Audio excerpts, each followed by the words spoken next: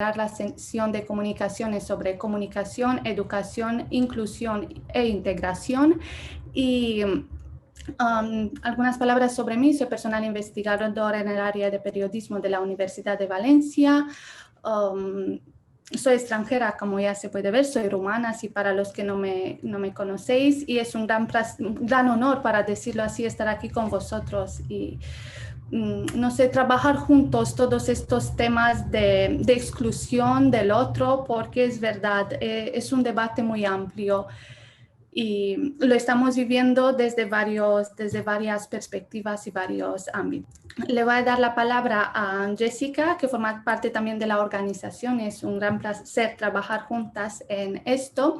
Es doctora en comunicación y licenciada en periodismo, y dedica las investigaciones hacia la comunicación política, análisis del discurso y resoluciones de conflictos, lo que estamos viendo estos días. Así que nos va a presentar la comunicación sobre espacios de conexión ciudadana para el cambio social. Así que te doy la palabra, Jessica. Todas las personas que siguen en este momento la presentación. ¿Se me escucha bien en este momento? Sí. Sí. Sí. Ok. Sí, okay. Bien, yo voy a hablar rápidamente sobre la investigación que realicé. Fue un estudio de desarrollo entre 2017 y 2021 sobre el proceso de paz en Colombia, y la conexión real que tiene con el tema del Congreso es que realmente estoy convencida de que la comunicación política tiene una misión o un desafío muy acusado con el tema de la inclusión social. No se puede remitir únicamente la comunicación política al tema de la propaganda, al tema de la publicidad, al tema del lobby, las campañas electorales, sino que además debe servir para crear consensos, para resolver conflictos y visibilizar narrativas de otras comunidades. En ese sentido, dentro de la comunicación política, el aspecto más visible, sin duda, es el discurso político, que es lo que vemos todos en los medios de comunicación y especialmente en las redes sociales. Hay que decir que la televisión sigue siendo, por autonomía, el escenario de la comunicación política. Es allí donde hay que centrar la mirada y analizar qué es lo que se está haciendo bien y qué es lo que se está haciendo mal. También esta investigación surgió por un interés de instaurar algunas pautas comunicacionales para ayudar a resolver otros conflictos en el mundo. Y bien, el objetivo de mi investigación fue analizar desde la generalidad las estrategias de comunicación que utilizó el gobierno de Juan Manuel Santos en el proceso de paz con las FARC. Y a nivel específico, aunque hay más objetivos, los que están relacionados con el tema del Congreso, pues está en primer lugar el describir el contexto histórico y social en el que se desarrolló el proceso de paz, y el segundo, analizar el discurso en 6 intervenciones públicas sobre el proceso de paz a través de una matriz que contiene 26 figuras retóricas más frecuentes y persuasivas del lenguaje político. Para ello se utilizó una metodología que utiliza una triangulación en donde la revisión documental es la base fundamental para conocer los antecedentes, las causas, consecuencias, narrativas del conflicto armado, y está en segundo lugar la observación estructurada, que sirve para observar en este caso de una forma objetiva, si se pudiera decir así, estos hallazgos de la persuasión en el discurso a través de la teoría de la argumentación elaborada por Ascombre Ducrot y desarrollada por Fuentes. Que toda acción de comunicación o todo discurso tiene un fin persuasivo, porque todo orador busca algo siempre de su interlocutor. Y además, en este sentido, la argumentación dice que debe desprenderse de forma equitativa por la vía de la razón y la vía de la emoción. También en este sentido, dentro de la observación estructurada, se incorporaron algunos aportes teóricos de Spahn, quien clasifica las figuras retóricas en 5 subgrupos. Está también la figura de posición y de repetición. Y finalmente las entrevistas semiestructuradas, aunque en este caso nos centraremos en el análisis del discurso. Efectivamente, estas, como se puede observar en la imagen, estas fueron las figuras retóricas que se analizaron. Lo que hay que resaltar a nivel general es que hubo un predominio del uso de los tropos, que son figuras que sustituyen el valor semántico por el valor simbólico. Es decir, son figuras que apuestan más por la vía de la emoción que por la vía de la razón. Y al contrario, se tuvo un uso significativamente menor de amplificación y apelación, que son figuras que se usan para, tienen un fin didáctico. Entonces, en este caso, tratándose de un proyecto político tan importante como era el proceso de paz, pues era fundamental utilizar ese tipo de figuras para trasladar los contenidos del acuerdo de paz a los ciudadanos, no entenderlos como, no entender este proceso de paz desde la política, es decir, no politizar la paz, sino al contrario, hacerla ver como un proyecto común, que, con implicaciones significativas y prácticas en el diario vivir de los ciudadanos. Esto se puede ver en los contenidos del acuerdo de paz a los ciudadanos, no entenderlos como, no entender... Se me está generando un rebote del audio. ¿Se me escucha bien? No politizar la paz, sino al contrario, hacerla ver... Sí.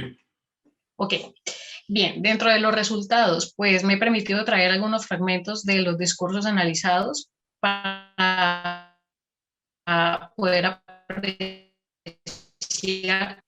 cómo a través de ver muy rápidamente este fragmento. Si Colombia ha logrado tantas cosas en medio de la guerra, imaginen lo que podemos hacer si la terminamos. El campesino podrá sembrar y cosechar sin miedo y llevar sin temor sus cosechas a los centros de abastos. Los habitantes de las ciudades ya no verán incrementar su población con víctimas de desplazamiento y tendrán mayor seguridad. Por un lado, lo que quiero exaltar es que en este caso Juan Manuel Santos emite un juicio de valor sobre el campesino, pero ahí vemos que no se incluye la labor de las mujeres dentro del campo urbano, del campo rural. Tampoco pues se tiene en cuenta o se incorporan detalles del proceso de paz, sino simplemente se habla abiertamente y de una forma muy promocional, sin entrar en detalle en qué consiste el acuerdo o qué implicaciones va a tener para los campesinos este proceso de paz. Además, se utiliza palabras como miedo y temor, y esto es algo que más adelante abordaré, pero que quiere decir que no se puede hablar de la paz incorporando términos que van en contra, o sea, que no son coherentes con ese mensaje. No se puede hablar de paz hablando desde el miedo. Y además que me resulta bastante llamativo que habla Juan Manuel Santos de los habitantes de las ciudades ya no verán incrementar la población con víctimas de desplazamiento. Inmediatamente después emite una frase que dice tendrán mayor seguridad. Entonces, la pregunta es, en este caso, ¿el político está estigmatizando a la población desplazada? Cuando sabemos que los desplazados o las personas que huyen de su ciudad o de su país, no lo ven porque no ven otra escapatoria para mejorar sus vidas. Entonces, no es sensato hablar de paz si yo estoy estigmatizando a una población que ha sido víctima del conflicto armado. Otro ejemplo que me he permitido traer hace referencia, aquí se subraya las palabras logramos, que es propia del lenguaje propagandístico, y además nuevamente se incorporan palabras como de sangre, salvar, miedo, siempre, que son genéricas y que además tienen una alta carga emocional. Este discurso es enfático, utiliza argumentos inconsistentes y es probable que por eso la campaña para promover el plebiscito en Colombia no haya sido exitosa, porque finalmente el gobierno no logró trasladar los contenidos del acuerdo de paz. Voy a hablar muy rápidamente de las conclusiones.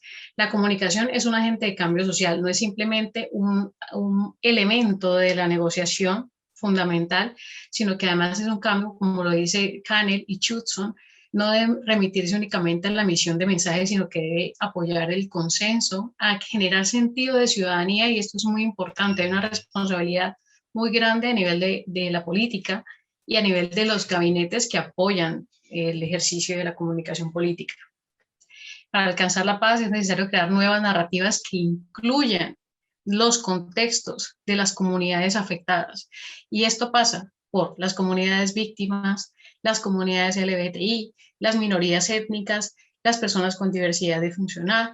Todo esto es importante incorporarlo porque todos constituimos una sociedad y es importante que los gobiernos visibilicen no como algo segregado, sino como inclusión, como un elemento importante de la sociedad, ese tipo de sectores.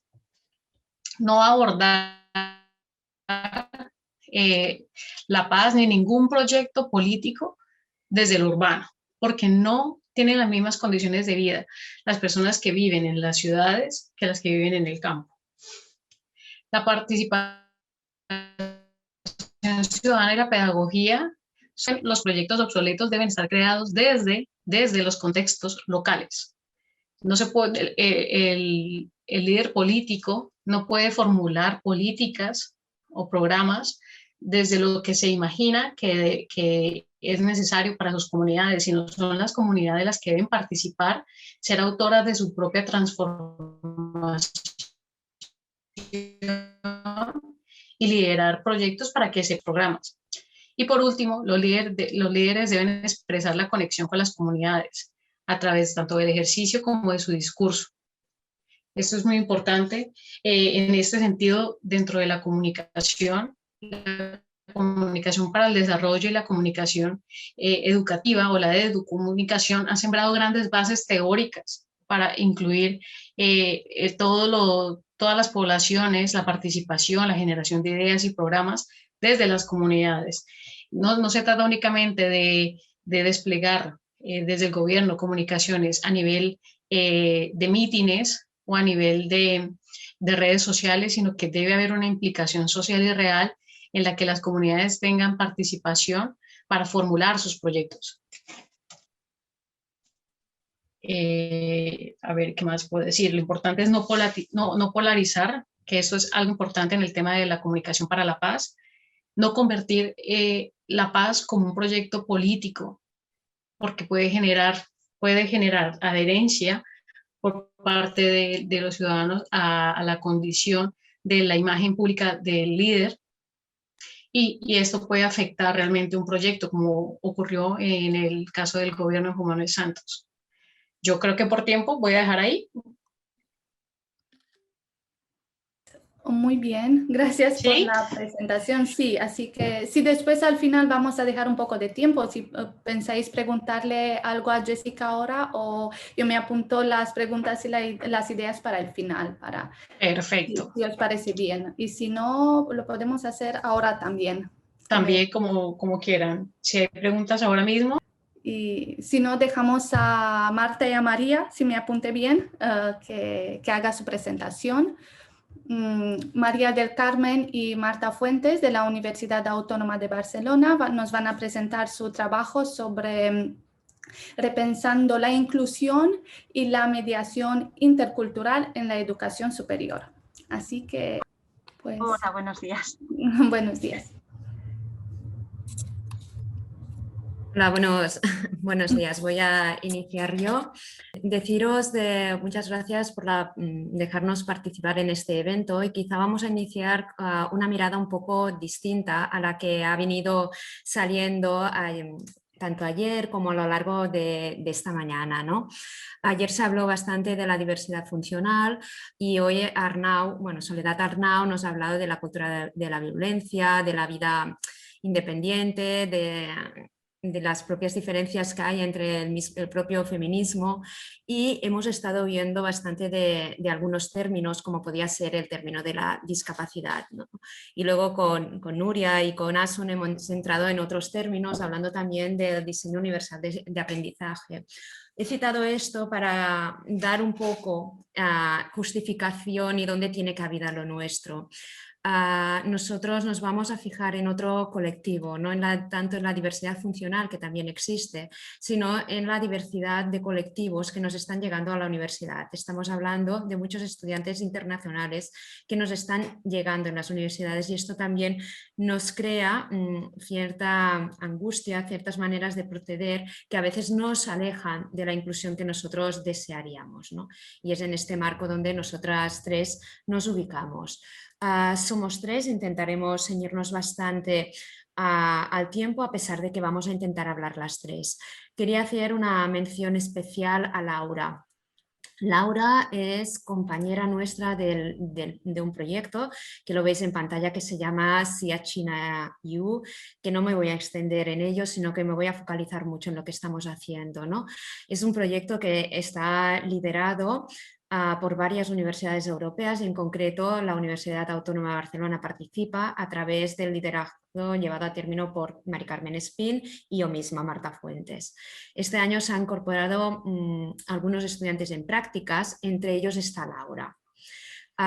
Laura estuvo en contacto en la Universidad Autónoma cuando realizó en el 2015-19, si no voy errada, el grado de traducción e interpretación y luego ha continuado sus estudios con el máster de comunicación intercultural, interpretación y traducción en la Universidad de Alcalá de Henares.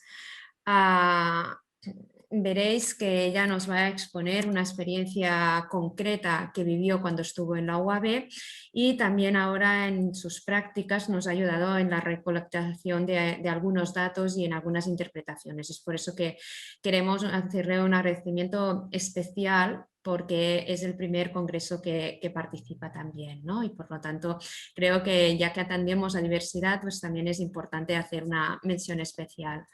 Dicho esto, nosotros nos centramos en repensando la inclusión y la mediación intercultural en la educación superior. Os hablaremos un poco de este contexto de la educación superior o el caso concreto de la UAB, de algunos estudios exploratorios que hemos realizado y queremos focalizarnos bastante en una propuesta, ¿no?, de mediación intercultural en la universidad que hasta el momento no la tenemos implementada. Os poníamos la fotografía esta de diferentes, queriendo decir que no solo nos hemos de centrar en la parte de diversidad funcional u otros tipos de diversidades que han ido saliendo. Simplemente hacer constatar que cada vez tenemos más estudiantes internacionales y estos estudiantes internacionales tanto se pueden ubicar en cuanto al doctorado como en posgrados, en másters y en grados también, aunque su estancia es mucho más breve.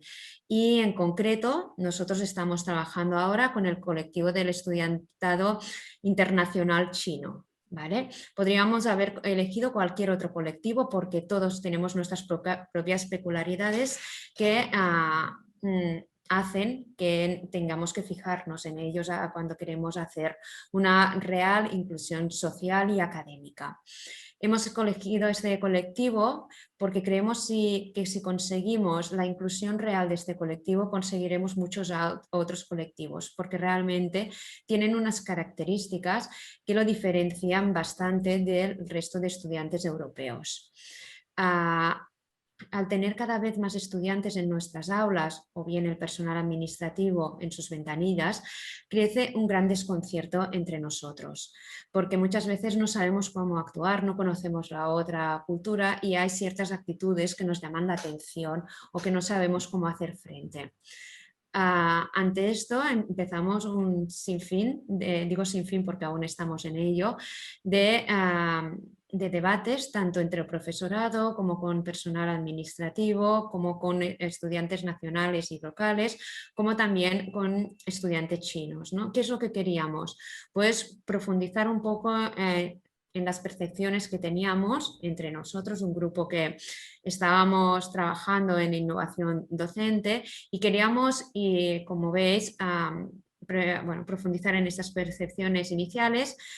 Queríamos identificar necesidades que podían venir de cualquier de los agentes educativos y buscar también buenas prácticas para poderlas compartir y cogerlos también de modelo y adaptarlas a cada uno a nuestro contexto, ¿no? Realmente al iniciarlo, aquí vemos imágenes de unas dinámicas de Think Thinking que llevamos a cabo en febrero del 2020, justo antes de la pandemia. Vimos que existían problemáticas, existían necesidades que cabría resolver y una preocupación creciente. Ante esto os planteamos aquí un poco lo que era este estudio exploratorio Realizamos dinámicas de think thinking, pasamos cuestionarios, entrevistas, grupos de discusión, espacios de debate, siempre intentando que fuera bastante interdisciplinar, o sea, no nos centramos en una facultad en concreta ni en una titulación en concreto. Y como veis también los participantes eran diversos, ¿no? Intentábamos que fueran todos los agentes educativos. Hicimos también observación de lo que se iba haciendo y también de algunas iniciativas y acciones que pusimos en marcha. Pedimos también descripciones e historias de vida de propios implicados, especialmente de estudiantes chinos, y realizamos también unas formaciones de sensibilización y toma de conciencia de la interculturalidad, ¿no? Estas formaciones iban dirigidas especialmente tanto a personal administrativo y de servicio como a profesorado. Recogimos un poco cuáles eran sus percepciones iniciales, su sensibilización al inicio y al finalizar, así como propuestas que surgieron. Luego decir también que nos centramos no únicamente en una de las fases del estudio, sino en toda su globalidad, es decir, desde el momento de llegada, su inicio, su acogida, todo el seguimiento y un poco también la proyección y los trámites para cuando ellos regresan a su país de origen. Algunos resultados preliminares, veis algunos apuntados aquí, si queréis os vais a tener también escritos o en el apartado de preguntas podemos alargarnos un poco. Deciros que estos resultados preliminares llevaron a pensar en algunas acciones e iniciativas exitosas. De hecho, os vamos a comentar dos en detalles, hemos seleccionado dos y empezamos a ver ya algunos logros que también los podéis ver aquí, ¿no? Como podría ser la mejora de la calidad educativa, pero también otros tipos de logros como podría ser el bienestar y el estado emocional más positivo, temas de motivación para el aprendizaje. Y realmente todo esto nos daba que pensar que estábamos llegando a una mayor inclusión social y académica, no solo a nivel de papel escrito, porque esto es fácil de encontrar, sino lo que queríamos era en la práctica diaria que realmente ocurriera, un poco como vosotros habláis de otras diversidades como la funcional, ¿no? Que a veces en el papel es muy bonito, pero la realidad es otra, ¿no? El día a día es otro. Con ello pasamos a comentarios, un estudio muy concreto que os lo va a explicar Laura, que se ha realizado a estudiantes nacionales, es decir, a todo aquel estudiante que estaba matriculado y que no era internacional chino. Laura os va a comentar también una experiencia concreta de mentoría y luego ya entraremos en directo a lo que es la mediación. Laura. Buenos días. Voy a continuar. Como nos ha explicado Marta, el proyecto CS China EU se centra en todos los agentes implicados en esta inclusión, que está bastante relacionado con lo que comentábamos antes del receso, que es muy importante trabajar con todas las partes implicadas, que como hemos visto es institución, administración, profesorado, estudiantes locales y estudiantes internacionales chinos. Ahora mismo os voy a presentar un estudio que hemos realizado, es un estudio experimental realizado con los estudiantes locales, con el objetivo de hacer una aproximación a la perspectiva que tiene el estudiante local respecto al estudiante internacional chino. Porque creemos que a pesar de ser una perspectiva poco explorada, es fundamental porque desarrolla un papel muy importante a la hora de integrar o incluir al estudiante chino. Entonces, este es un estudio, como podéis ver aquí, realizado con una muestra de 30 estudiantes y se ha realizado mediante un cuestionario de preguntas abiertas. Hemos seleccionado dos preguntas que creemos que son las más relevantes para la exposición de hoy. En una de ellas, también de respuesta abierta, les pedíamos que describiesen con 3 características al estudiante internacional chino. Entonces, de estas hemos obtenido, como podéis ver en esta nube de palabras, los siguientes resultados. 9 de 30 estudiantes coinciden en que el estudiante o la estudiante chino se podría describir como trabajador o trabajadora, reservado o reservada, o respetuoso o respetuosa. Por otro lado, 6 de 30 piensan que podríamos describirlos como educados o tímidos y otros, por ejemplo, 3 de 30 piensan que podríamos describirlos como aplicados, callados, diligentes, etc. ¿Por qué hemos realizado este tipo de pregunta? Lo que queríamos conseguir aquí es ver qué estereotipos existían en el imaginario de los estudiantes locales para poder detectarlos y así trabajar en su deconstrucción. Los resultados que hemos obtenido están en línea o en sintonía con lo que presentan Chang y Ravel en sus investigaciones, Bresnahan y Zhu y también Hong. Por otro lado, la segunda pregunta que quería exponer aquí hoy es una pregunta que hicimos en el cuestionario que nace a partir de un estudio previo que se realizó en profesorado y en estudiantes chinos. En este estudio se detectó que una de las dificultades con las que se topaban los alumnos chinos internacionales era el trabajo en equipo con alumnos locales. Por eso decidimos preguntar a los alumnos locales qué dificultades o problemáticas específicas habían encontrado o creían que podían encontrar al trabajar con estudiantes chinos en equipo en un contexto universitario. De este modo, encontramos problemáticas como la barrera lingüística, más del 50% de encuestados coincide en esta problemática. Por otro lado, las dificultades para expresar la propia opinión. Los estudiantes locales consideran que los estudiantes chinos suelen estar de acuerdo con todas las proposiciones y no expresan su opinión o desacuerdo. Esto está muy ligado a las diferencias culturales que existen entre los dos, que es en un aspecto en el que queremos trabajar más adelante con los estudiantes locales y los demás agentes implicados.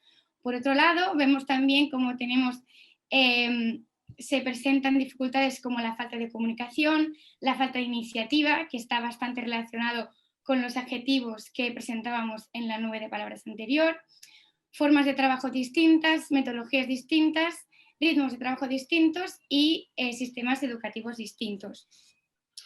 Como he dicho antes, lo que pretendíamos conseguir aquí es saber en qué problemáticas centrarnos más adelante para así poder detectarlas, mejorarlas y así mejorar la inclusión. ¿Cómo pretendemos hacer eso? Pues mediante la formación y la educación en interculturalidad y en comunicación intercultural para los estudiantes y también para todos los demás agentes implicados. Ahora voy a explicaros una iniciativa que ya lleva años vigente en la Universidad Autónoma de Barcelona, que es el programa Mentor. El programa Mentor es una iniciativa en la que participan los estudiantes de grado de forma voluntaria. ¿Sí? Los estudiantes se inscriben para ser mentores, acompañantes de los estudiantes internacionales, independientemente de su origen. Entonces, en el año 2019 yo tuve el honor de ser una mentora y los roles que tomamos son roles de apoyo, de ayuda y de acompañamiento. Lo que hacemos al principio es proporcionar un email de contacto o WeChat, que es la mensajería instantánea propia de China, para que los estudiantes contacten con nosotros, nos pregunten cualquier duda que les pueda surgir antes de llegar o tras haber llegado a la universidad. Después se hace una reunión de recibimiento, se enseña la universidad y durante el curso se van haciendo reuniones de seguimiento, así como también actividades turísticas, actividades para fomentar su inclusión, la interculturalidad y las amistades interculturales. Otra de las iniciativas interesantes que fomenta el programa Mentor es el tándem lingüístico, donde se hace, valga la redundancia, un intercambio lingüístico entre los estudiantes internacionales y los estudiantes locales. Bueno, hasta aquí mi aportación. Muchas gracias. Ahora Carmen va a profundizar en una de las propuestas que tenemos. Hola, buenos días. Nosotros, a partir de todo el contexto, queríamos hacer una propuesta que era el servicio de mediación intercultural en la universidad. El motivo, hemos visto que hay experiencias anteriores en primaria y secundaria y en educación infantil que han funcionado bien. Así lo demuestran los estudios que ha presentado y la Generalitat de Cataluña. Y entonces vemos que este modelo se podría aplicar también en la universidad. Vemos que también tiene cabida porque en el plan tutorial de la Universidad de Barcelona hay servicios para dar, digamos, apoyo a los... disculpa, Marta, ¿puedes poner...? Estoy al caso. Vale, entonces tendríamos este plan tutorial en el que se intentan dar soluciones a diversos problemas o necesidades, ¿no? Ya sean pues, problemas de salud mental, hay un servicio; si hay problemas de cognición o de técnicas de estudio, hay otro servicio para apoyar. En el caso de que haya problemas de violencia de género, también está el Observatorio de Igualdad, que también da apoyo, y entonces consideramos que tal vez sería interesante añadir este servicio de mediación intercultural en la universidad, no solamente centrada en los estudiantes chinos, que son los que, digamos, es el grupo en el que estamos trabajando nosotros, sino viendo que están llegando estudiantes de muchísimos orígenes, ya compartan o no nuestra lengua. Incluso cuando se reciben estudiantes de América Latina, también hay diferencias culturales importantes que a veces no se acaban de entender y resolver. El papel de un mediador cultural que tiene esta profesión sería un gran apoyo. Y por último, otro antecedente también es la experiencia en la Universidad China, que explicaré un poquito después, en el que de una manera bastante esporádica o así sin esperarlo mucho se creó ese mediador cultural, y la verdad es que fue muy positivo y solucionó muchísimos problemas y, bueno, y permitió abrir unos canales de comunicación importantes. Hablando de conceptos, queríamos aclarar un poco que a veces no tenemos o no queda muy claro lo que es la multiculturalidad y lo que es la interculturalidad. Y es importante tener en cuenta que la multiculturalidad sería el reflejo de esa diversidad cultural, lingüística e incluso religiosa que podemos encontrar en un grupo.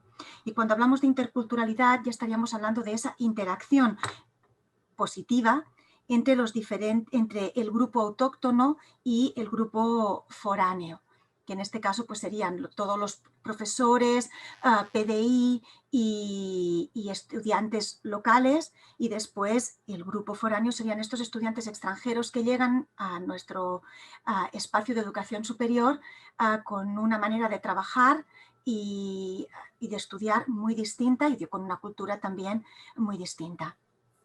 Ahora vamos a pasar a hablar del mediador cultural. En el caso del mediador, la mediadora intercultural, es importante ver el rol de esta persona como una persona de apoyo para acompañar a todos los agentes de la comunidad educativa, que ayude a fomentar el respeto y la empatía, incluso pues, cuando a veces no hay esta aceptación por parte del entorno, porque nos podemos encontrar que a veces hay profesorado que, como decía antes una de las ponentes, no quiere tener cierto tipo de estudiantes en su clase, pues porque le crean unos problemas, porque no puede seguir el temario con la velocidad que querría, y entonces pues un poco también ayudarle o ayudarle a empatizar con este colectivo que al fin y al cabo ha venido a aprender, y que también esa parte pues, forma parte de ese aprendizaje. Después también es importante que esta persona pudiera ayudar a desarrollar y a usar habilidades sociales. Cuando cambiamos de cultura, cambiamos de país, las habilidades sociales cambian, la manera de interaccionar cambia también, y eso también se nos tiene que explicar.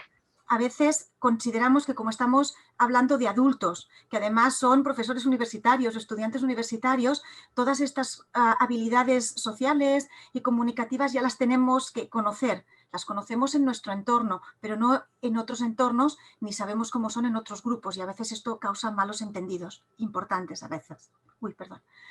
Después, aquí tenemos todo lo que se pretendería conseguir con la mediación cultural, y lo que diría es que para poder conseguir todos estos objetivos que ya tenéis en el PowerPoint, lo que sería interesante también es que el mediador pudiese hacer pues, un estudio de las necesidades del centro educativo, teniendo en cuenta que dentro de una universidad también hay diversidad, porque cada facultad tiene unos comportamientos distintos y una manera de relacionarse distinta también.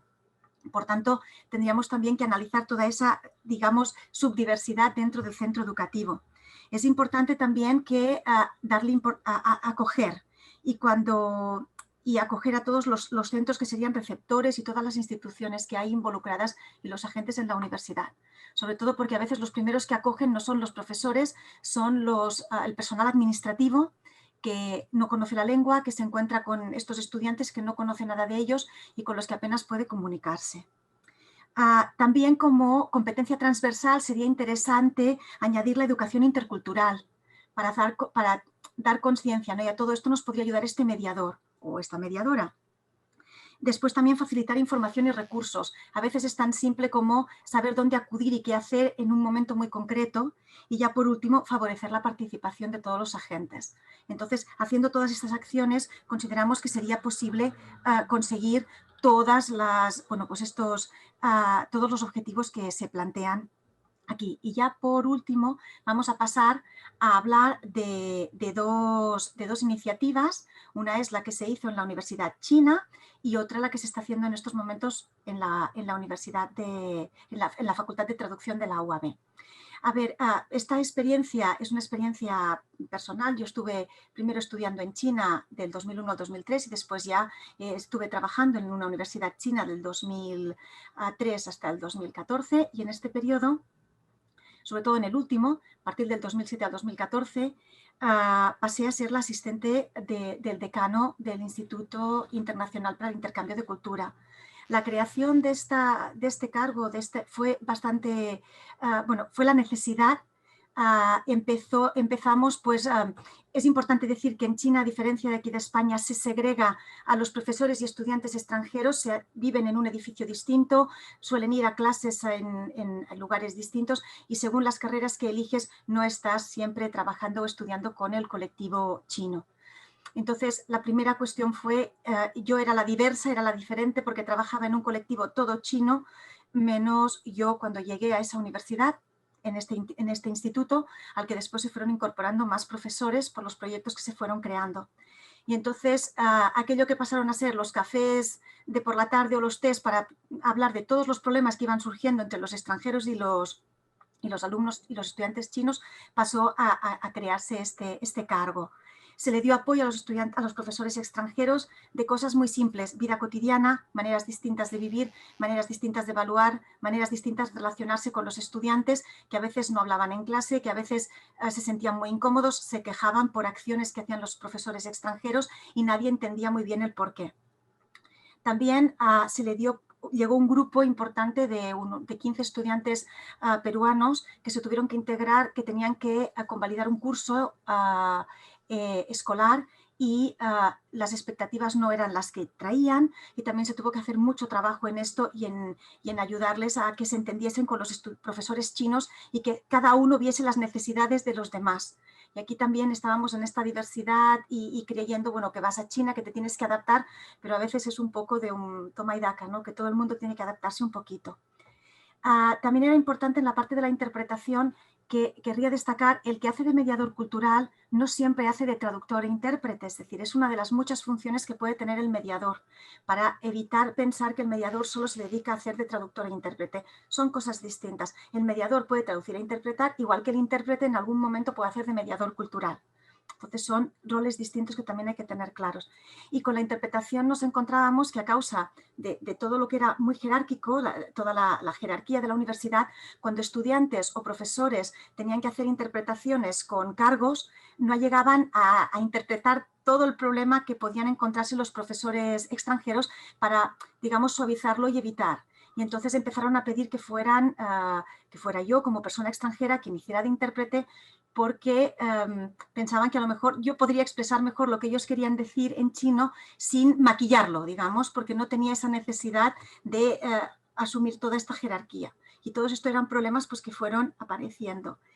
Y también se crearon cuestiones de formación de estudiantes chinos para estudiar en el extranjero, en los que ya desde el principio, antes de que se marchasen, se les intentaba ayudar con esta perspectiva intercultural para que cuando llegasen no tuviesen problemas. Entonces, después de ver toda esta experiencia, de ver todos los estudios que estamos haciendo ahora en SIAS, creemos que es pertinente pensar en la creación de este servicio de mediación que puede ayudar y resolver conflictos. Y ya acabo, para no pasarme y extenderme más, en la Facultad de Traducción, que tenemos un volumen altísimo de estudiantes chinos que llegan cada año para nuestro máster, para nuestro doctorado y de intercambio también, tanto en tercero como en cuarto de carrera, nos llegan muchísimos estudiantes chinos por los contactos y por la idiosincrasia de la facultad. No todos los profesores son del área de chino, hay áreas muy diversas y también tienen muchas dificultades. Entonces, ahora hemos creado un equipo de trabajo para buscar buenas prácticas. En el primer semestre hicimos como un debate, un grupo de profesores que éramos algunos del área de chino y otros de otras áreas de la facultad, en los que se intercambiaron, hubo ese intercambio, esa puesta en común de los problemas, pero no solo de los problemas, sino también de las soluciones que a lo largo de los años y de la experiencia ya algunos profesores habían conseguido y consolidado.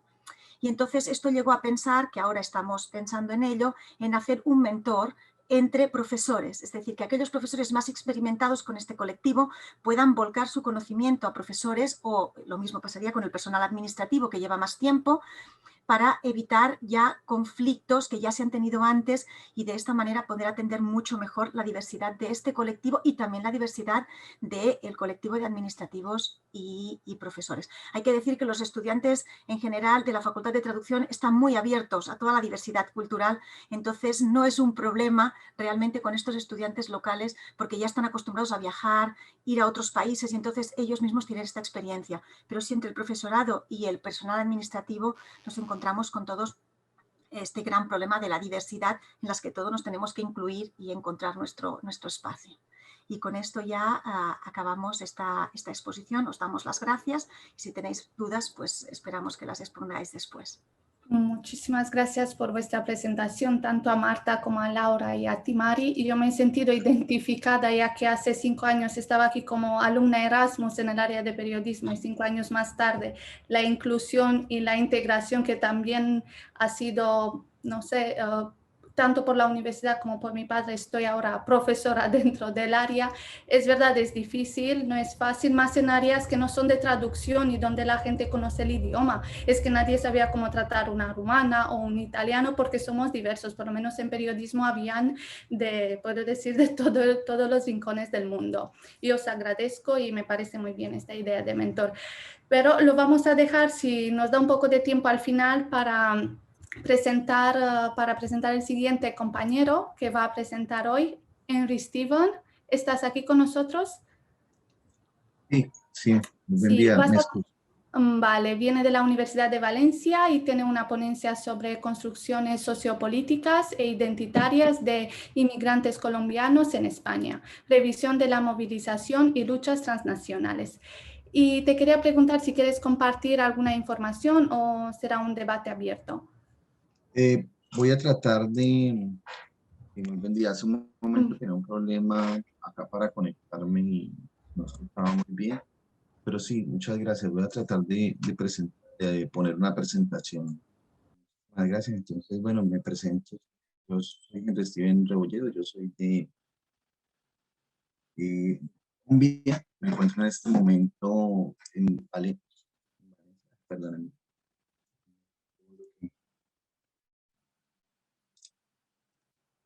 Me salí, perdón un segundo.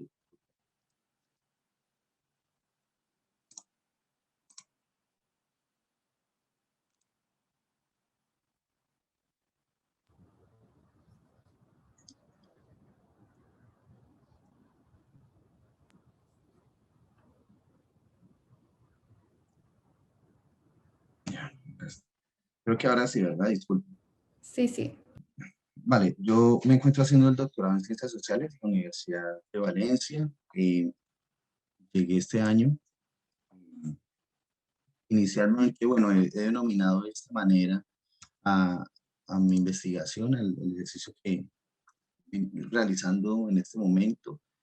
Decir que, primero, pues que pasamos un estallido social en este momento, una situación bien compleja, que está obligando como una segunda crisis para los colombianos. Inicialmente tuvimos este asunto que fue la pandemia y ahora pues pasamos por esta situación de estallido social y que reconfigura también un poco el trabajo que estoy realizando. Inicialmente pues me he venido indagando y preguntando por esas identidades culturales que se crean acá en el proceso migratorio desde los colombianos que han migrado los últimos años, más de 3 años menos, y un poco también la práctica política que algunos de ellos, los jóvenes, vienen desarrollando, o eso fue lo que inicialmente me planteaba. Pero ya les mostraré cómo ha cambiado, o más bien, cómo se ha venido repensando este ejercicio y les contaré de qué se trata. Un poco del contexto, ¿cierto? Es indiscutible no presentar un contexto que vincule la problemática de Colombia en relación con la migración hacia España. Pues hemos de reconocer que nosotros tenemos más de 50 años y nos vamos a una base histórica, más de 500 años de problemas, de violencias en sentido plural, porque esto no se trata solamente de un asunto político y de conflicto armado, sino que se trata de un asunto estructural con relación a las formas en las que se han manejado el modelo económico y el modelo de desarrollo de los países latinoamericanos y particularmente de Colombia, que está muy enfocado a un modelo neoliberal de extracción y de precarización o que ha empobrecido las condiciones de nuestras comunidades, principalmente las más vulnerables. Y bueno, también tiene una base de violencias que están arraigadas en una cultura de la violencia, de la discriminación, del racismo, de familias y de grupos económicos que son. La situación de desplazamiento forzado que es interna en el país y que tiene unas incidencias hacia los desplazamientos internacionales o transnacionales, como se denominan también, tienen unos factores de base, ¿cierto? Además de esta violencia estructural, en violencia directa, que ha sido el conflicto armado que tiene Colombia desde todos estos años, el narcotráfico y la creación de diversos grupos armados. Para quienes han conocido el contexto colombiano, la guerrilla más vieja de Latinoamérica, que era las FARC, con la que se hizo este acuerdo, pues era uno de los problemas.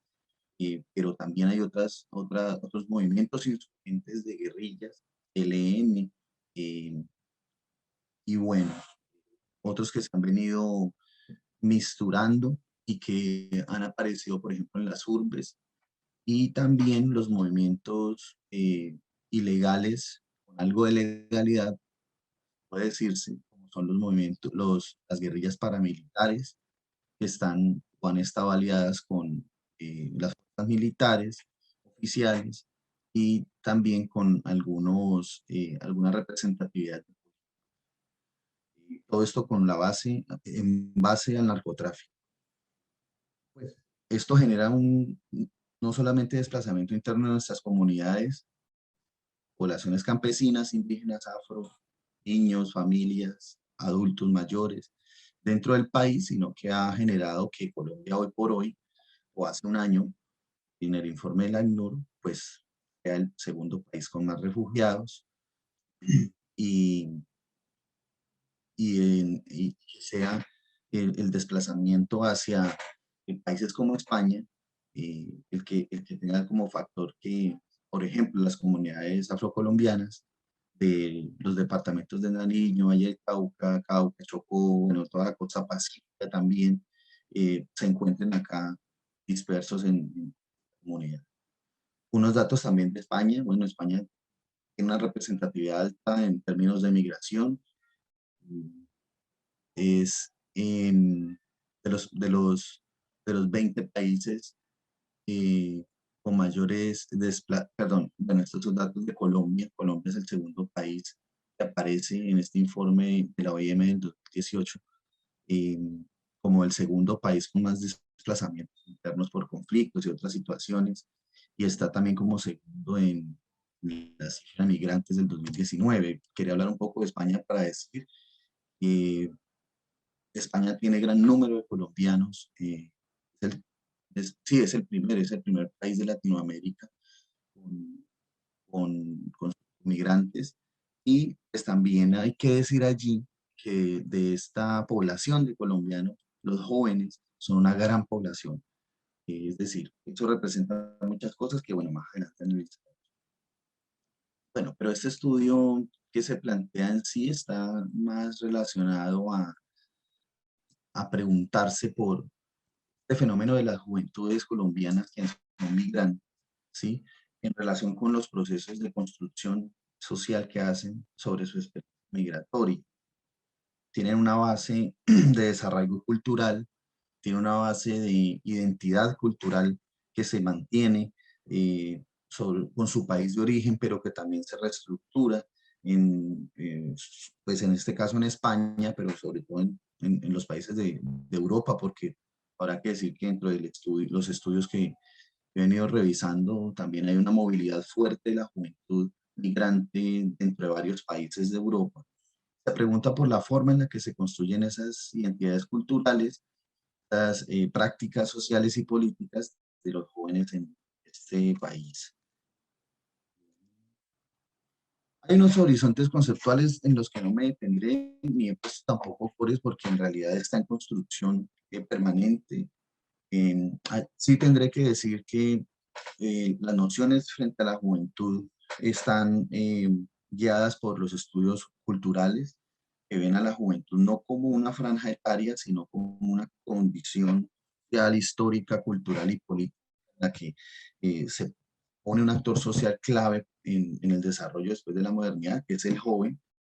Eso sobrepasa los límites de las edades en los que los países hemos puesto a las juventudes. Bien, tendré que decir que estamos hablando de juventudes indignadas, porque hay pluralidades de juventudes. Hay muchos autores que hablan de distintas juventudes y categorizaciones de la juventud, pero estamos hablando de juventudes que se indignan y se politizan en esa indignación. El asunto por la migración y la movilidad no está visto en los términos en los que diversos teóricos y sobre todo desde las teorías del desarrollo se lo proponen, sino que tiene un enclave del desarraigo cultural y el destierro. Ayer hablábamos con el compañero Uldi sobre eso en este congreso, sobre las migraciones y la movilidad como un asunto de la pérdida del arraigo cultural, ¿no? Y bueno, otros conceptos que se han venido estudiando acá en España, claves y tienen que ver con la transnacionalidad y el asunto de las ciudadanías plurales. Ustedes notarán que pongo aquí las epistemologías decoloniales e interculturales a propósito de la exposición de la compañera hace un momento. Pues sabemos, o más bien nos amparamos en el supuesto de que las sociedades actuales, contemporaneidad, es un contexto intercultural, más que multicultural, que es la discusión a la que ella hace alusión, en el que se pone la institucionalidad, multiculturalidad es muy reducida, quienes pensamos que es muy reducida en términos de que no se trata de que personas con diferentes características o diferencias culturales estén en un entorno, sino que se trata de una interrelación de cultura. Voy a hablar de esto también brevemente, dado el tiempo que se tiene. Los horizontes bibliográficos, ¿sí? Las revisiones de los estudios que he venido haciendo en el primer momento de esta investigación, me han llevado a reconocer unas tendencias que todavía pienso que pueden agruparse más en la medida en que me permita yo revisar otros países, pero por ejemplo entre España y los estudios de España, uno podría encontrar que hay unas tendencias de estudios sobre jóvenes vinculados a las bandas, pero son estudios críticos que han buscado analizar el fenómeno social de las bandas, sobre todo latinas, dentro de eso, los colombianos, que se han instaurado en algunas ciudades, en Barcelona, por ejemplo, en Madrid, en Valencia también, y ustedes encontrarán por allí los estudios sobre bandas como los Latin Kings y se me olvida el nombre del otro grupo que creo que son los ñatos. Y bueno, también hay una tendencia, aunque muy reducida y no de estudios colombianos realmente, de qué es lo que ocurre con los jóvenes frente a sus activismos organizativos, frente a la politización. Aquí se reconoce en España que las juventudes comunistas, pues, como organización, tienen una gran trayectoria y tienen unos principios formativos, de formación política importantes y que muchos jóvenes acuden allí, pero los estudios son un poco más reducidos frente a cómo jóvenes colombianos realmente tengan una formación política, un vínculo organizativo desde Colombia y que ahora migraron, están acá y se han vinculado, de eso realmente hay muy poco. Jóvenes y sus migraciones con respecto a las trayectorias familiares, ¿no? El tránsito del arraigo familiar, de hecho hay bastantes estudios, estudios que toman el asunto de lo intergeneracional, ¿cierto? Como jóvenes que tienen nacionalidad colombiana y española, o jóvenes que nacieron acá en razón, llegaron con sus familias en el transcurso de los últimos. También hay algunos estudios, también muy pocos, también sobre, pienso yo en esta búsqueda, sobre la movilidad estudiantil de estas juventudes. Pues es un fenómeno muy frecuente a partir de los asuntos de la cooperación internacional para la formación de estudiantes de Latinoamérica hacia Europa. Entonces, sí han habido allí unos estudios que aparecen de cómo los estudiantes colombianos jóvenes y de otros países han venido acá a Europa, principalmente este país. Y bueno, también encontraremos muchos estudios demográficos, cuantitativos, para caracterizar un poco el fenómeno y caracterizar a los jóvenes en el contexto europeo. Este trabajo se planteaba inicialmente, siempre se ha planteado desde un paradigma comprensivo, es decir, interés tiene que ver por comprender la experiencia, por analizar la interpretación que ha tenido desde el actor social. Se ha redefinido en lo etnográfico en este momento porque haber llegado acá a Valencia y vinculándome inicialmente a unas organizaciones, o acercándome más bien inicialmente a unas organizaciones activas de latinos y donde hay muchos colombianos, pues me ha permitido hacerlo un asunto etnográfico, pero es una etnografía militante y activista. Mi interés, no me presenté, pues no suelo hacerlo de esa manera, pero he acompañado los procesos de organizaciones indígenas como el Consejo Indígena Regional en el Huila, en Colombia, y algunas comunidades de base en el Huila también, y otra en Tío, afrodescendientes. Entonces, de alguna manera, por la experiencia y por la experiencia de las migraciones que han tenido estas poblaciones en Colombia y el interés de esta investigación y la cercanía con estas organizaciones, pues he venido repensando el asunto de hacer una etnografía militante, en el sentido en que permita tener no solamente una reflexión crítica del proceso, sino que apoye la transformación o las causas sociales que se dan en estas poblaciones. Es decir, hay un compromiso allí ético-político, pero también hay una participación en los cambios. El uso de las historias de vida se piensa porque el interés, digamos, he hecho un acercamiento con los relatos de 3 jóvenes, dos afrodescendientes y un joven que no se autorreconoce como afrodescendiente, pero que sí ha estado vinculado desde Colombia a procesos organizativos y a causas sociales que están relacionadas con la defensa de los derechos humanos y motivos por los que está como asilado. Y estos momentos, y como ya mencioné, he hecho una revisión documental que sigue en proceso, si pensamos como investigación cívica, y el momento etnográfico en el que me encuentro en este instante y sobre el que quiero ahora estar. Perdona, Henry, ¿me escuchas? Me sabe muy mal, pero ¿podrías resumir un poco? Porque nos hemos alargado demasiado y me sabe mal por vosotros, ya que es la hora de comer y muchos puede ser que habéis quedado para comer.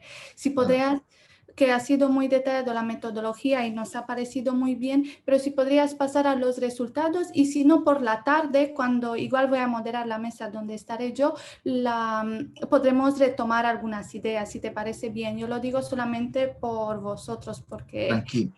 ¿sabes? Puedes hacer un poco resumir en 2 o 3 minutitos, porque ya he dicho unos 5 minutos, sí. Pero ya nos hemos pasado un poco del tiempo y puede ser que mucha gente ha quedado para comer los 5. Y después lo retomamos por la tarde y lo debatimos. Lo conversamos, sí, está bien. Vale. Dame entonces 2 minutos y medio, estoy viendo acá y termino.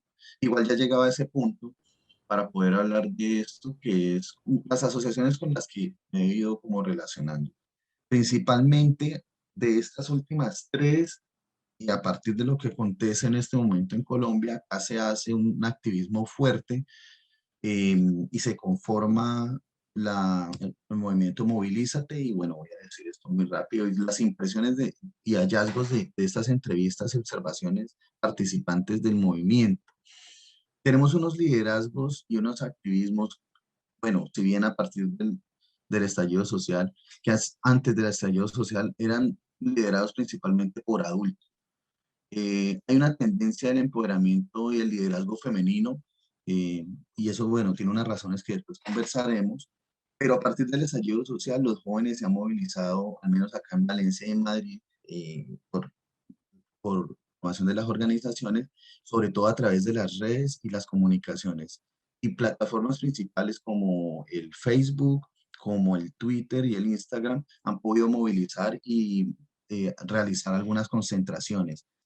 Forja el movimiento Movilízate como un espacio de participación para jóvenes que no están inscritos a organizaciones formalmente, sino que son jóvenes que se han indignado y realmente quieren un aporte desde este lado del continente para Colombia, y son muy creativos. Muchos de ellos están formados. De hecho, hay un equipo de trabajo de profesionales en diseño, de profesionales en manejo de plataformas tecnológicas, de manejo de fotografías, de comunicaciones y periodismo, que están allí vinculados.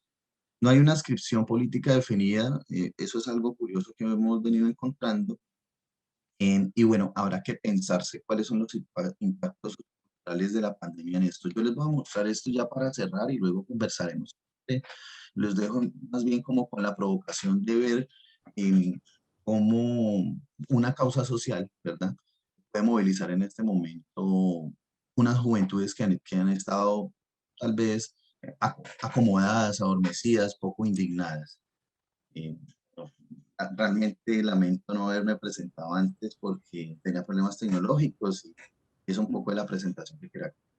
Pues muchísimas gracias, ha sido muy detallada, y de igual manera que vamos a dar un turno de palabras, así que si podéis de cualquier forma os doy el turno de palabras. Todas las presentaciones me han parecido muy enriquecedoras, tanto del ámbito de la representación de la política en Colombia como tu presentación, Henry, pero también sobre la inclusión, la integración de los alumnos extranjeros aquí en España. Así que yo me apunté a algunas cosas, pero os dejo a vosotros. Quería preguntar algo, ya que estoy analizando el discurso político dentro del grupo de Mediaflows, que es sobre análisis de los debates, del discurso político, de las elecciones en España, y te quería preguntar si has identificado algunas cosas en común entre esta representación de Colombia y la de España. Algunas cosas que has visto que siguen los mismos patrones a la hora de representar el discurso. Pues mira, que yo diría que a nivel general, lastimosamente en el mundo, los discursos políticos se han centrado en la polarización, en echarse culpas entre unos y otros, en no asumir responsabilidades, y al contrario de unir a la sociedad, lo que están haciendo es polarizar, generar mensajes de odio. Eso es lo más característico del discurso político actual. No se ve ni preparación, ni tampoco conocimiento de los contextos y la realidad social de las comunidades de ninguna naturaleza. No se ve inclusión social, y principalmente lo que prevalece es el mensaje del odio. El mensaje de odio hacia la diferencia, por ejemplo, aquí en España, como habremos visto sobre el discurso de la extrema derecha, para decirlo así, hemos visto las últimas campañas de 2019, ahora las de Madrid. Hemos visto este discurso hacia la diferencia porque estamos en un congreso que hablamos del otro, y como que siempre rechazamos al otro o no le prestamos atención. Creo que también es una forma de no prestar atención a las cosas, es obviarlas, dejarlas así, no considerarlas importantes. Por eso, no sé, en Colombia hay algún tipo de partido así, no sé si es importante para los demás, pero pensar un poco si siguen un patrón de Europa, de Estados Unidos o es política, como en mi país. Yo creo que es política, pero sí puede ser un modelo que se sigue americano. Pero sí hay, por ejemplo, en Colombia está el partido del Centro Democrático, que es decir, Vox, ahora mismo aquí, que es de extrema derecha. Y entonces está esa estigmatización y ese constante debate entre si no eres de derecha extrema, eres de extrema izquierda. Y no hay forma de ver los puntos intermedios. Entonces, en el caso de España, los políticos se debaten entre izquierdas, y bueno, que izquierda aquí es muy relativo, en verdad. Hay una diferencia enorme entre la izquierda americana y la izquierda europea, pero en general la diferencia ideológica, la diferencia en cuanto me parece muy grave que en España se ve la estigmatización hacia el migrante, ¿no? O sea, no hay una, y sobre todo se está viendo en esto que ha pasado estos últimos días, ¿no? No hay una empatía por el otro que deja su tierra, sino, sobre todo, bueno, le ha sacado mucha rentabilidad a este tema Vox, pero que ahora el PSOE pues no ha hecho, no ha marcado una diferencia en el discurso con lo que está pasando ahora mismo. Y muchas gracias por la respuesta. Y ahora estoy haciendo la palabra y estoy pensando también en una cosa. Hablamos de la integración de los extranjeros en la universidad, donde todo está bien. Vienen aquí, los integramos, vienen con una beca, pero ¿qué pasa después? Porque ellos se tienen que integrar en una sociedad donde ven en los medios de comunicación que no están tan queridos como ellos pensaban antes. Por eso dejo a Henry y después es la pregunta para vosotras que habéis hablado sobre esta integración dentro de la universidad, pero la universidad es dentro de una sociedad en este caso. Entonces, ¿cómo veis este planteamiento de la política, la universidad y la inclusión? Y después te doy la palabra. Gracias. Fíjate bien que cuando nosotros lo hemos planteado, nos hemos dicho que nos fijamos en distintos momentos que pasa todo el proceso de estudio, ¿no? Y justamente queríamos hacer referencia también a la última fase. Muchas veces nos quedamos con la acogida o con una parte de lo que es el seguimiento y el acompañamiento muy superficial al estudiante internacional, ¿no? Y en cambio todo lo que es la proyección, ayudarle no solo a cómo va él a utilizar todo lo aprendido en su país, sino también todos los trámites que debe hacer, también que creemos que se tienen que tener en cuenta. Y doy la palabra a Carmen porque va a profundizar mucho más con este tema, ¿no? Simplemente quería decir que depende del colectivo de estudiantes extranjeros. Yo creo que durante el tiempo que están aquí estudiando se tienen que integrar en la sociedad, pero al ser estudiantes, yo creo que en el momento que son estudiantes es un momento como un poco privilegiado. Yo no sé si los que estáis aquí tenéis esa sensación o no, pero muchas veces como estás en este mundo en el que tus compañeros también son estudiantes, todo el mundo te trata bien, en general vives como en un ambiente en el que todo el mundo más o menos te comprende. Entonces es como una pequeña burbuja, ¿no?, en la que el alumno, pues poco a poco, aunque luego tienen que salir, algunos viven en el campus, pero otros viven fuera, entonces sí que cuando salen fuera eso ya es otro tipo de integración, porque en aquel barrio en el que ya no tienen la etiqueta de estudiante, sino que son un extranjero o un inmigrante más, ahí sí que tienen que o se encuentran con problemas que describís, ¿no? De que pues, según de qué grupo o de qué origen eres, pues tienes más o menos aceptación o tienes dentro del barrio donde estás o en el lugar donde estás. Entonces yo creo que es importante distinguir estas dos cosas. Hay que decir que, por ejemplo, el colectivo chino, cuando llega aquí, suele estar siempre, viven entre ellos y todo por un tema económico, por un tema de practicidad de la vida, digamos, y cuando acaban sus estudios, no todos, pero la mayoría de ellos, su objetivo es volver a casa porque la titulación que tienen aquí les va a permitir encontrar un buen trabajo, que por el mero hecho de haber tenido un título extranjero ya van a tener un plus en el sueldo. Hay que pensar que normalmente los estudiantes que vienen de Asia, de China en concreto, son familias acomodadas. que ya tienen sus contactos, es decir, que vienen sabiendo que a la vuelta, digo la mayoría, habrá otros que son de familias más humildes, que se encuentran con otros problemas, pero en general el hecho de venir, de tenerte que pagar los estudios, ya implica que tus familias pues tienen un cierto poder económico. Entonces no buscan tanto la integración social una vez que han acabado, porque lo que buscan es volver a casa. Y mientras están aquí, pues se integran entre ellos y aún así, cuando se relacionan con estudiantes locales y con personas locales, como también tienen un buen poder adquisitivo, digamos, pues van a poder vestir bien, van a poder salir de viaje, van a poder acceder a un montón de actividades que eso les permiten tener, a pesar de que cuando están según viven en su zona, pues sí que es verdad que son chinos, no llevan el cartelito de estudiante y eso sí que les puede causar algún que otro conflicto en algún momento. Pero creo que en principio es un poco distinto a otros colectivos.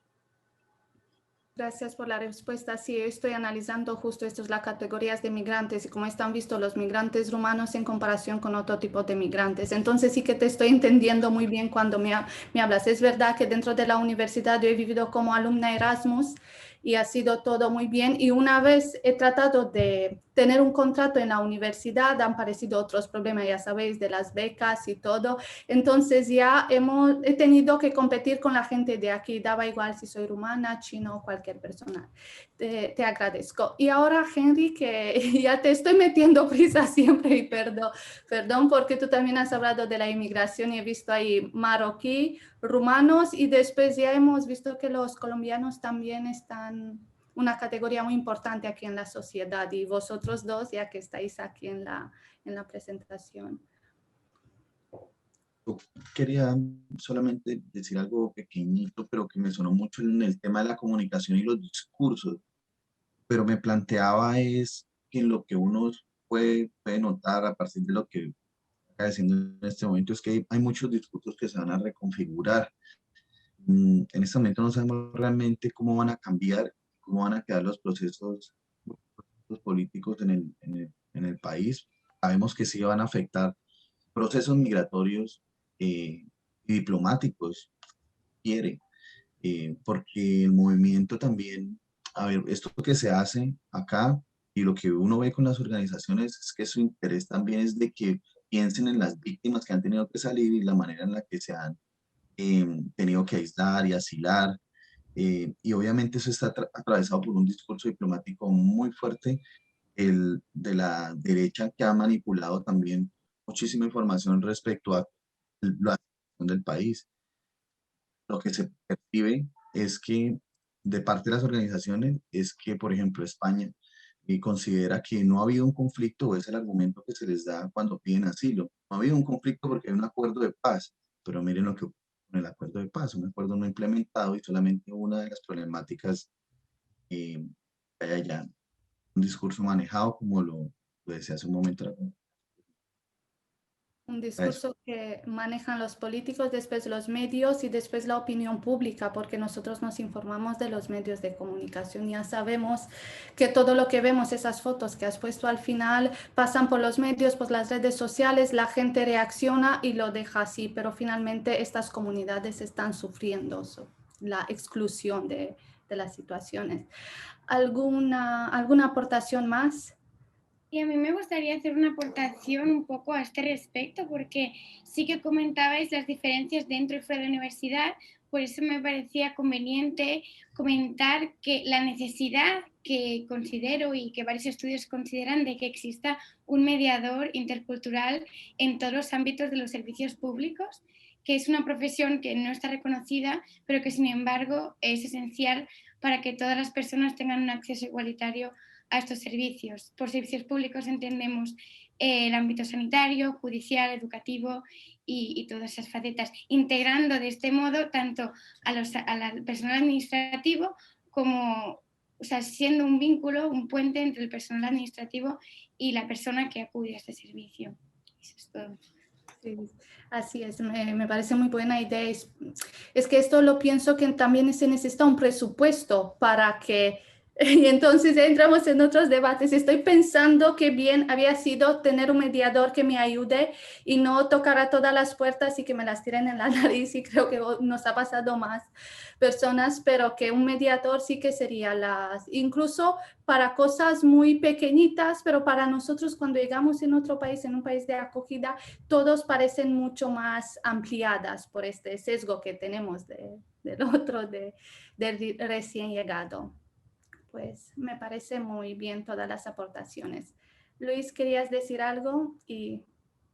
No, solo quería pedir, solicitar a todas, bueno, después de agradecerlos mucho por sus aportaciones, ponencias, comunicaciones, solicitar o pedir, no sé cómo lo diría, como algunas propuestas concretas que se podrían ser implementadas para facilitar los procesos de inclusión e integración que planteáis tanto a nivel universitario, en el caso del señor Henry, a nivel social,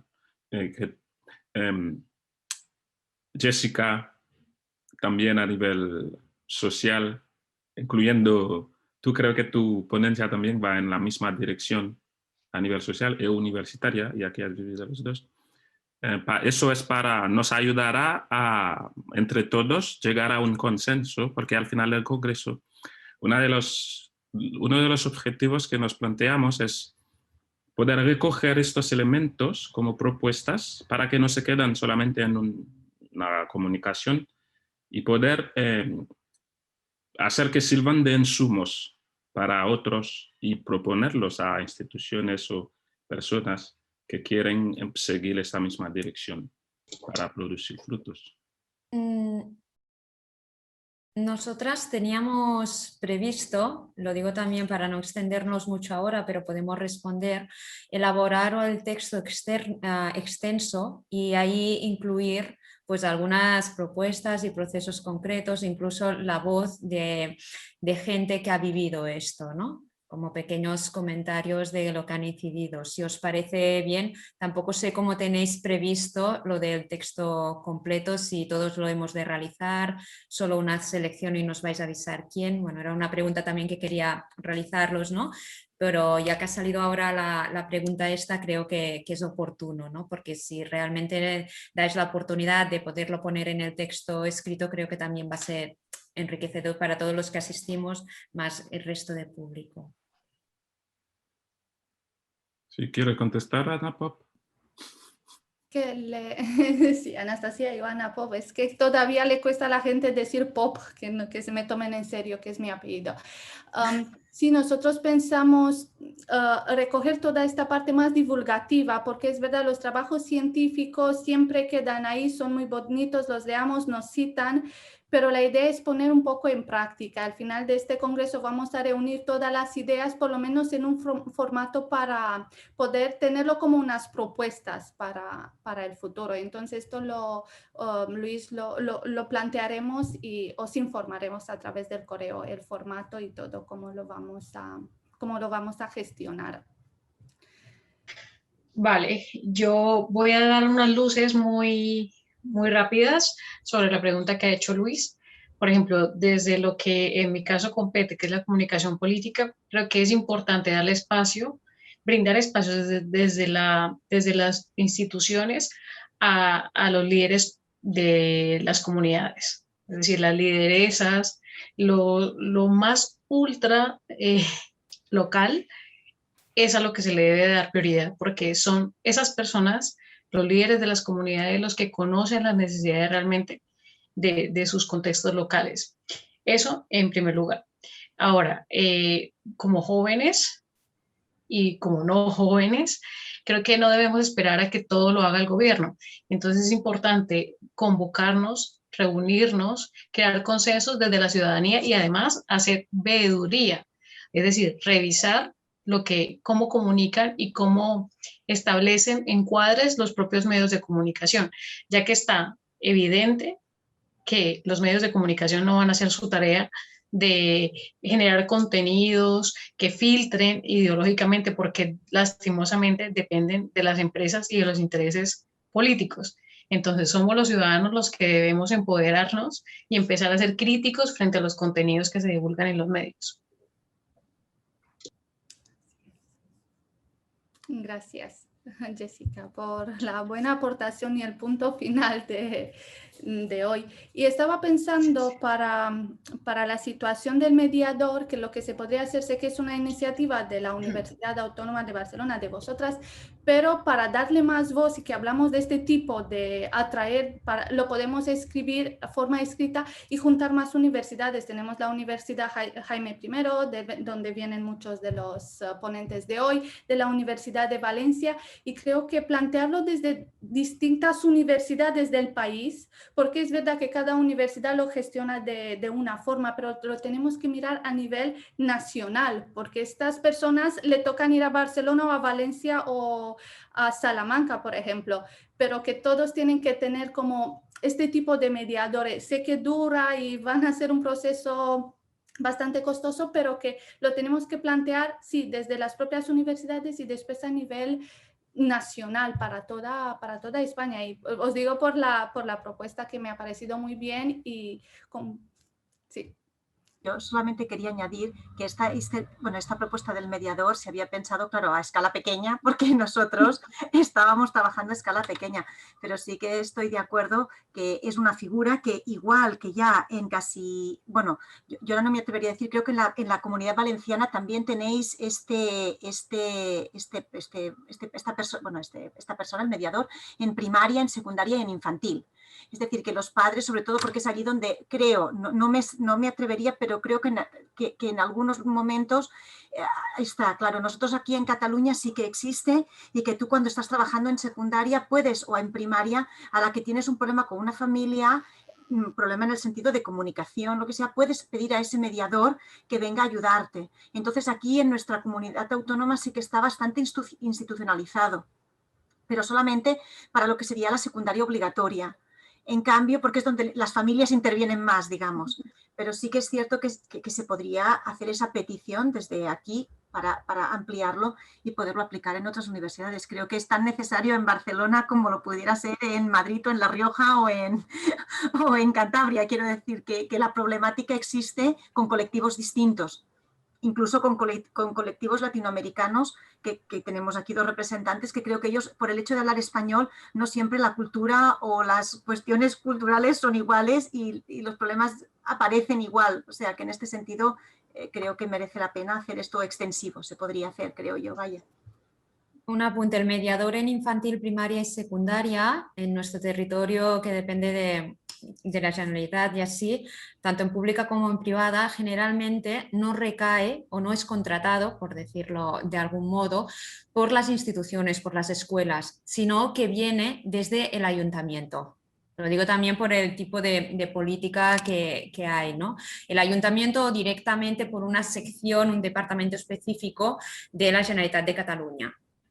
Pero no es personal, dijésemos, de la escuela, solo en algunos casos concretos.